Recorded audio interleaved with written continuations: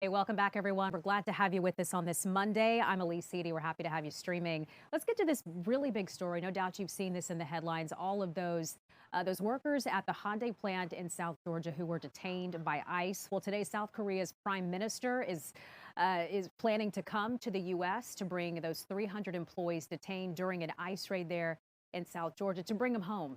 So last week, about 475 people detained through the raid at that Hyundai LG battery plant just west of Savannah. Homeland Security officials called it their single biggest operation yet. I mean, just the magnitude of that, 475 workers detained by ICE. So this week, Korean officials say they've worked out a deal with Washington to release 300 of those workers. They will be allowed to fly back home on a charter plane. And according to Hyundai, those workers were employed by subcontractors and not the company itself. So they were accused of entering the U.S. illegally, some of them for overstaying their visas, coming in via a visa waiver, which does not allow them to work in the U.S. So in a press conference, President Trump commended ICE, said they did a great job here, and said they were just doing their job. So let's listen to what he said about that. Get along with other countries, and we want to have a great, stable workforce. And we had, as I understand it, a lot of illegal aliens, some not the best of people, but we had a lot of illegal aliens working there. So, look, they're doing their job. That's what they have to do. So the Atlanta Mexican consulate says that 23 of those detained were not Korean nationals. They were Mexican nationals. Most of them have agreed to leave the U.S. voluntarily, and they'll soon be taken back to Mexico. So again, South Korea's prime minister headed to the U.S. Today to try to take home 300 of those employees detained during that ICE raid there at the Hyundai plant in South Georgia. So we will keep you updated there on the very latest. We want to take you now to D.C. That is where President Donald Trump has delivered some remarks from the Museum of the Bible this morning. And some sources have said that it's to revive a prayer initiative. It's to celebrate religious liberty there at the museum. So he did speak. Let's listen to what he had to say about it. Well, thank you very much. Thank you very much. I said we'll have to cut Lee Greenwood a little bit short. How good is he, right? He's been with us right from the beginning. And I wanted to stand and listen to the entire song, but people would have said, look at the ego of that guy.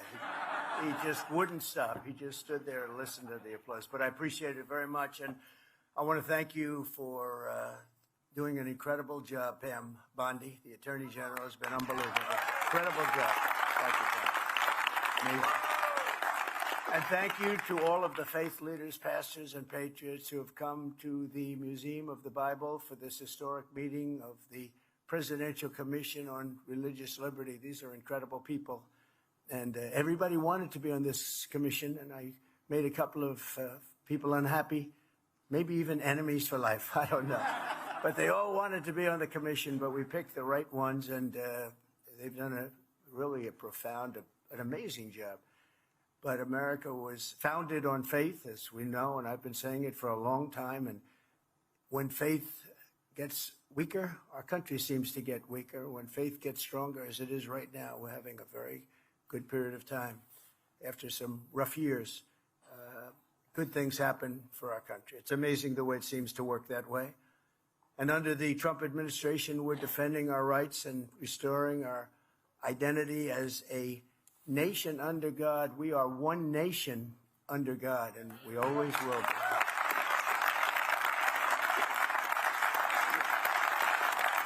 The need for this commission has never been more clear than it was last week when the ineffectual senator from Virginia, a man named Tim Kaine, stated that the notion our rights come from our Creator is, quote, extremely troubling to him. Very troubling, isn't it troubling? Isn't it terrible, though? How he would say something like that, and advocated really by a totalitarian regime. This is what they say.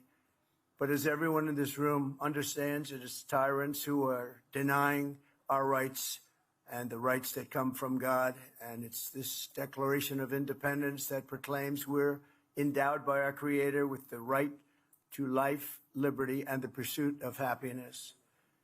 The senator from Virginia should be ashamed of himself for many things. For many things. for things even beyond that. But in its own way, nothing's more important than those words. They were terrible words. As president, I will always defend our nation's glorious heritage, and we will protect the Judeo-Christian principles of our founding, and we will protect them with vigor. We have to bring back religion in America, bring it back stronger than ever before as our country grows stronger and stronger. Our country is now the hottest nation anywhere in the world. 1 year ago, our country was dead.